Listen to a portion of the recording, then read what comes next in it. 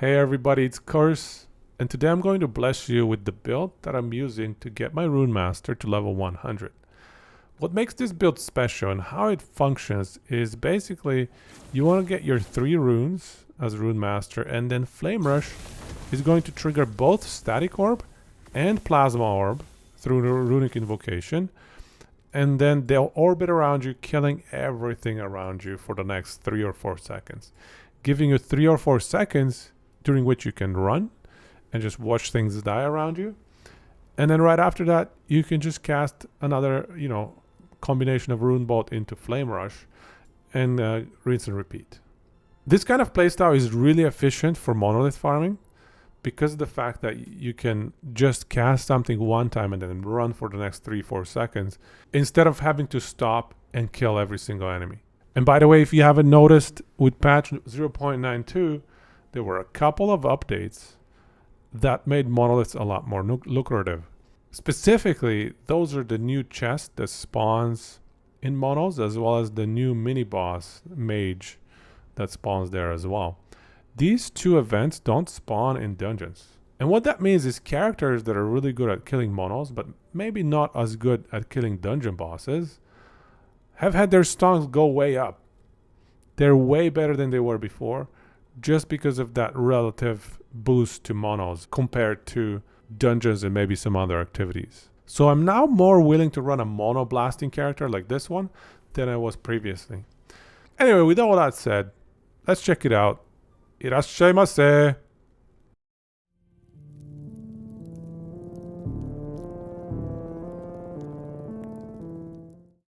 And before I jump into going through the actual skills and itemization for the character, I just want to highlight that there's still a lot of room for improvement. I'm only level 97. I have identified a few weak spots that I would like to work on for this character. So I wouldn't consider this a full-out build guide. It's more of a build showcase and something that you might have fun trying out on your end. Because, check this out. It's just the sweetest feeling ever to have all these orbs flying around and killing stuff around you. And Plasma Orb actually lasts an extra 1 or 1.5 seconds beyond the duration of Static Orb. So the build is pretty spectacular. Let's quickly go over the skills, however. When it comes to Flame Rush, what I want to highlight with it is that you were casting Static Orb at 80% mana consumption. And because of the fact that it's orbiting around us, we don't care that it's in the opposite direction. I don't even know why it's in the opposite direction. That seems kind of silly to me. But that is what it is. And then here we have Epilogue to cast Runic Invocation, which we're going to spec into Plasma Orb. So now we have the 2 orbs just from these 2 skill nodes right there. We also want a little bit of cooldown recovery and mana efficiency, ward per second, and ward burst. These are pretty nice. A little bit of a lightning rest shred right here, 5 stacks. It's not bad. And Fire Eater is a surprisingly decent skill as well. It consumes Ignite and converts it to Ward. So if you have sources of Ignite, definitely try this out. And the rest is like whatever, honestly. Next we have Static Orb, and it is fairly standard. We get Orbital Fulmination. We get 4 Scatter Blast, which is 4 small orbs. Make sure to have 2 into Lightning Aegis right here. Max out your crit multi. And then the rest, try to get as much into Storm Conductor, and even 1 extra point into Open Circuit doesn't hurt. But that's pretty much it. With 24 points, if you don't have as many, just take them out of Storm Conductor and 1 out of Open Circuit. Runic Invocation is basically just a Plasma Orb casting skill. Immutable Order is a must-have so that we can spec into the right order. I think Fire, Lightning, Fire is what we want. And then we want a little bit of extra damage on our Plasma Orb between these 2 nodes. This one gives us a bit of damage as well, especially because we're going to be stacking Intelligence. And some mana refund. This is really nice. This build is very much mana constrained. So whenever you can get mana refund or mana regeneration, make sure to get that. Transcriber of Power is also a nice one, just for a little bit of extra cast speed and a little bit of extra spell damage. I would definitely recommend it. I have area for area invocations, and quite honestly, I don't think that does anything for Plasma Orb, so I should probably be removing this one. But unfortunately, there just aren't too many other nodes that we can benefit from. So yeah, it doesn't matter too much. Next, we have Frostwall. Here, we just want infinite wards. And so you'll notice that I don't have Flame Ward spec'd or on my skill bar. And I'm just getting it permanently almost through Frostwall right here. Mana consumption is a bit of a problem, so you want to get as much mana regen as possible, and that's what Rune Bolt is for. But yeah, other than that, we get a cleanse, we get warned and mana gain, we get some haste and frenzy, we get mana cost reduction on our next runic invocation, as well as damage per second of existence. And then we convert it to fire, mostly so that we can have fire, lightning, fire order here for immutable order. I'm also using Howling Rift just for a little bit of extra mana regen. And then I think I just put extra points into area duration. It really doesn't matter too much. Rune Bolt, we spec into full fire. And then this is the most important node here. Mana gain plus 12. That's pretty sweet. We also want 75 health per firebolt. That's this one right here. A little bit of armor shred doesn't hurt. And then I've invested into some rune weave stacks. And that's it for the skills. In terms of items, I will quickly go through them. I am using a crystal wand because I want to go over 300 mana. Another good option would be a dragonhorn wand, but the one I have is very nice. It's got the spell crit chance, it's got the shock on hit cast speed. Stun chance is actually very good for this build. And then I got a crystal skull. I do need to upgrade this one from 5 to 6% spell critical strike chance base, because I don't actually have 100% spell crit. You can see it's 92. But as soon as I get that, it's going to be maxed out. For chest piece, you can see I've gone for a fairly defensive chest piece right here, prioritizing the armor and reduced bonus damage taken from critical strikes. If you can get that over 60% or maybe even over 52%, you can utilize the Runemaster passive skill tree with Mental Catalyst right here to max that out and to make sure you don't actually need to invest into critical strike avoidance. And that's huge, especially given the fact that this also gives you 236 bonus armor. I think this node is extremely valuable for ward stacking builds, especially for a Runemaster that can utilize their passive skill tree to fine-tune exactly getting that 100% bonus damage reduction. The helmet is a little bit more interesting, and we have more versatility with the helmet on what we can invest into for prefixes. The one I have right now, it has static orb levels and spell crit. Honestly, I would rather have the spell crit be tier 1 and sealed, because it doesn't progress as much from tier 1 to tier 5 as some other skill prefixes. So I would rather have that one sealed, and my ideal prefix together with the static orb one, I think would be the 20 mana gained per rune bolt cast. I think that one's really strong for this build. And I'll talk a little bit about different directions I would like to take this build into in a little bit later. For amulet, get spell crit chance, crit strike multi, health, armor shred. Those are pretty much the 4 perfect affixes in my mind. The base amulet is pretty decent. 15% cast speed. The base is not bad either. And I love Isadora's belt. If you have one of these early on in the season, and this is my second character for online, so I don't have that much wealth, but this is pretty much the perfect belt for this build. We get almost 300 armor, 35% armor, 15% cast speed. It is absolutely phenomenal.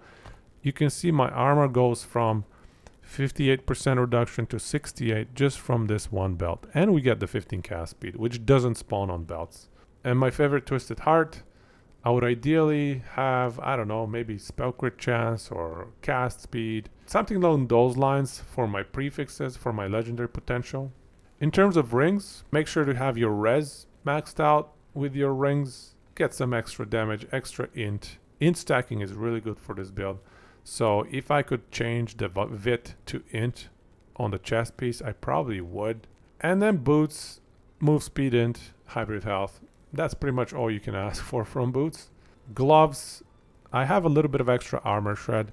It's not a must-have. You can see Fizz Res is not bad there, and I might be actually tempted to reroll this one and get that Fizz Res to be a little bit higher because Fizz Res is actually the only one I don't have maxed out. But these gloves are fairly solid. Mana cast speed are both nice, especially cast speed. I would definitely prefer to have cast speed in my gloves. The only thing that it's missing is hybrid health. So you're actually much better off switching that health in that ring, for example, into Fizz Res and converting the Fizz Res in the gloves into hybrid health. The net result is going to be that you're going to have way more health than the current setup of health and Fizz Res between these two.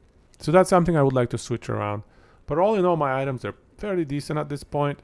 Only 1800 health, but with UK Ross and with tons of casting, the build is fairly defensible. In terms of idols, I would recommend get as many of these cast speed with lightning Aegis idols as you can find. And then you can do lightning damage on both prefix and suffix, these 2x2s. I also happen to have a little bit of cold and lightning res here and there, but if you can max those out through rings and through your offhand, you're going to be much better off. You can see my offhand has void res. That really is unnecessary. I could easily switch that to elemental res so I can get rid of some of these elemental resistance idols. For blessings, I would recommend get your spell damage leech here because we're running Eukaros relic. Those synergize quite well. Ending of the storm, lightning shred is likely the most optimal one, just to make sure you have 10 lightning shred on all enemies at all times. And then here we don't really need crit strike avoidance because we have our critical bonus damage mitigation through our chest piece and through the passives. And so here we can actually go for all res, and it works out quite well.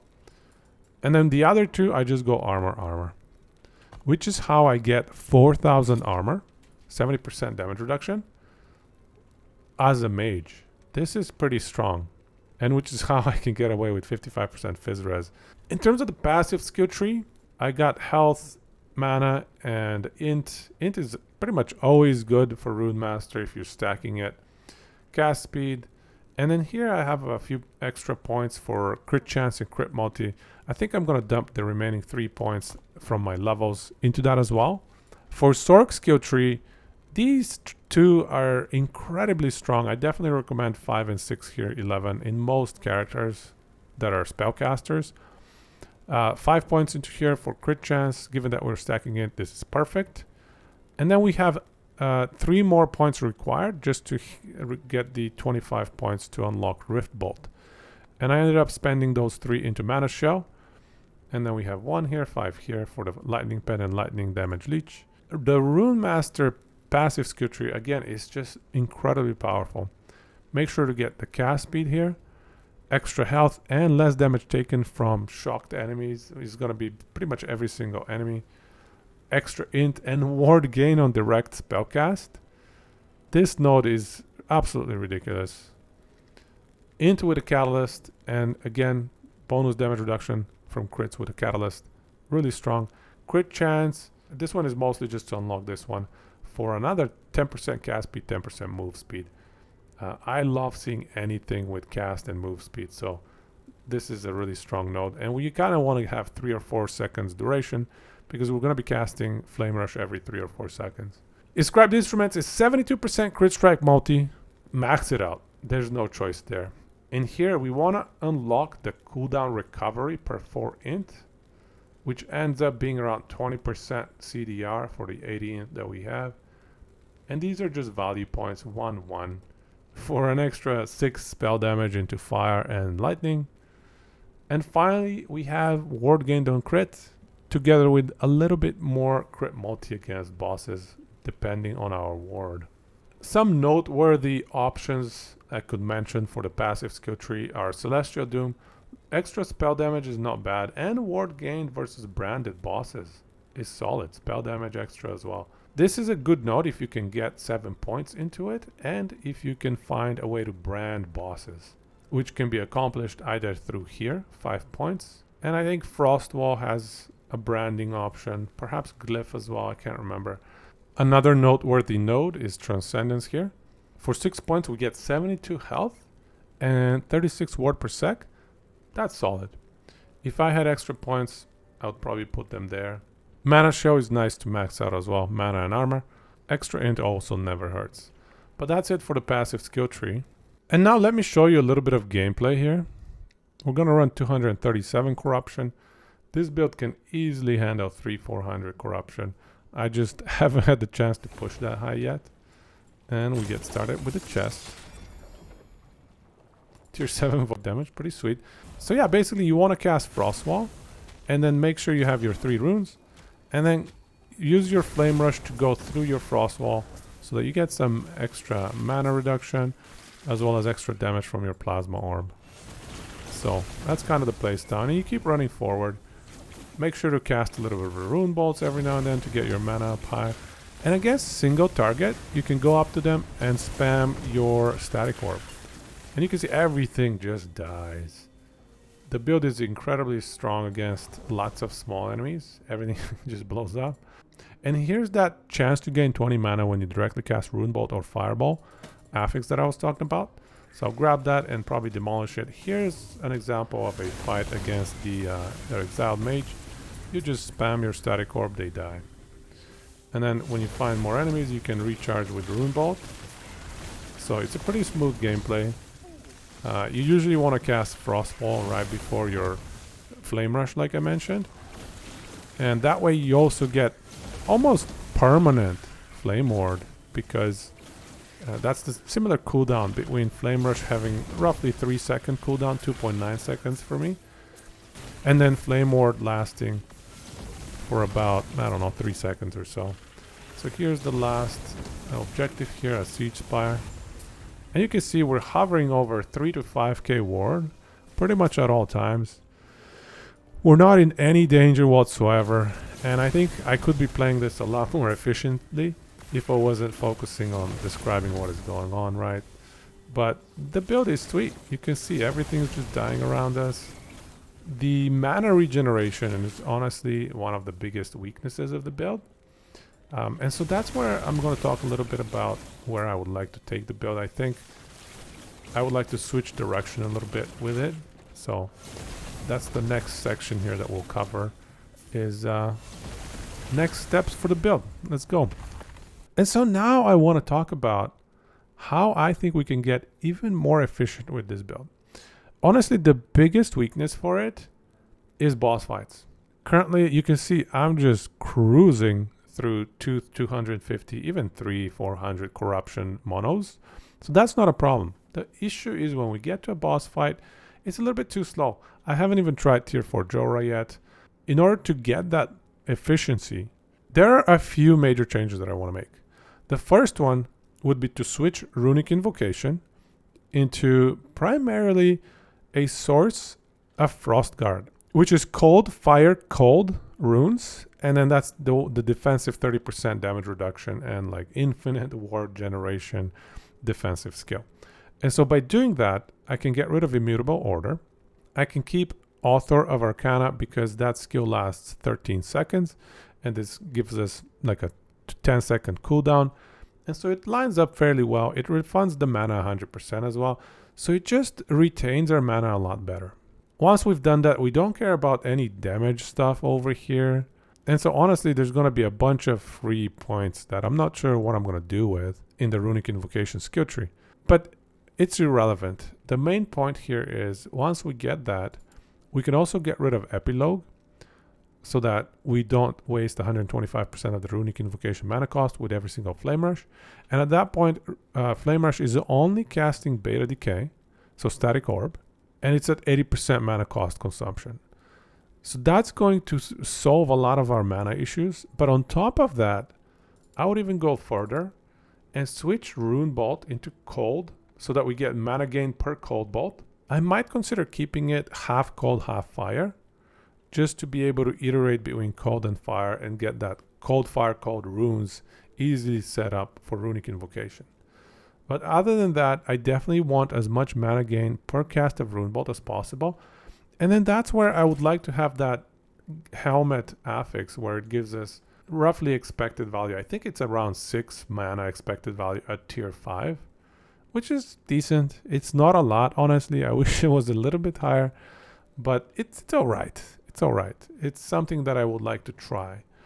It might prove to be insufficient, and then I can always switch it out.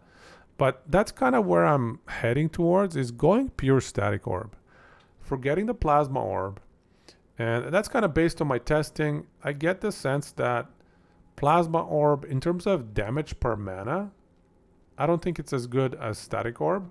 It's nicer in some ways because it lasts longer and it attacks enemies from a longer distance. It kind of has this little zaps. Whereas static orb, they have to pass through the enemy. So it's a little bit more restrictive. But static orb is just so much better against bosses. I think if you're right up against the boss, you can see it says static orb added damage at 100% effectiveness and explosion at 200. And I think what ends up happening is once you cast it, and if you keep spamming it, it's going to hit the boss for the 100% for passing through the boss. And then it's going to explode immediately because casting a second one is going to explode the first one, the big ones anyway. And so that's going to trigger 300% damage effectiveness. Each one of these smaller orbs is going to trigger 100% damage effectiveness as well. And so right there, you're at about 700% damage effectiveness per cast. The mana cost of 29 is a bit steep, but it's manageable. And that's where we want to get as much Rune Bolt mana recovery as possible. So the single target DPS of Static Orb is quite solid. And if we spec into it further and further, I think we can get it to be even higher. And then if I can boost my mana pool a little bit, that wouldn't be too bad either. Because of the fact that higher mana pool means we can spam more Static Orbs before we run out of mana. And so yeah, based on that, Rune Bolt, I think, is almost as competitive as Mana Strike in regenerating our mana. The issue with Mana Strike is that you have to be really close to the enemies, unless you convert it to ranged Mana Strike and combo it up with critical mana. So that's one way to go where you can actually sustain pretty good mana from a distance. But I think Rune Bolt is pretty much just as good. One of the other benefits I want to highlight of Rune Bolt is this affix right here. If you read it, you can see you gain 20 mana when you directly cast Rune Bolt. So you don't actually have to hit anything with it, if I read this correctly. And that's fairly significant. That means you can regain your mana out of combat. And you can regain your mana without actually aiming at enemies or having to hit enemies. It's way easier gameplay than trying to regain your mana through this 12 mana on hits right here through Arcane Restoration. So comboing those two together with mana gain on Cold Bolt, I think is going to result in a very, very smooth gameplay where you're basically going one Static Orb for every 1.5 Rune Bolts, roughly. So that is one direction that I'm thinking of taking the build.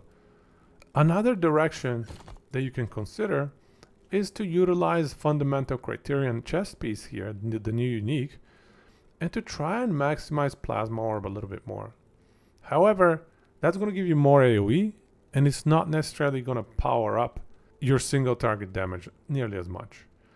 The other issue here is that the middle rune, the second rune for our invocation of Plasma Orb, is lightning, so gone. And so we have to stack dexterity to buff that. And I'm kind of willing to argue that dexterity is the worst out of these three. Strength, dexterity, and attunement for mage. I do believe that dexterity is the most awkward and the least beneficial in terms of a secondary stat to max out for mage. So that makes this option not nearly as lucrative as just maxing out and going pure Static Orb. But it's something to try out. So if you really love the multiple orbs flying around you and just making you a death bolt running around the map and blowing everything up around you, you can consider going all out on the Plasma Orb. But yeah, all in all, this build is solid. It doesn't do nearly as much single target damage as I would like it to. I'm going to try and min-max that a little bit better, and we'll see where I can take it. Once I get to a point where I'm comfortable with the single target damage, I'll probably try to make a build guide for it.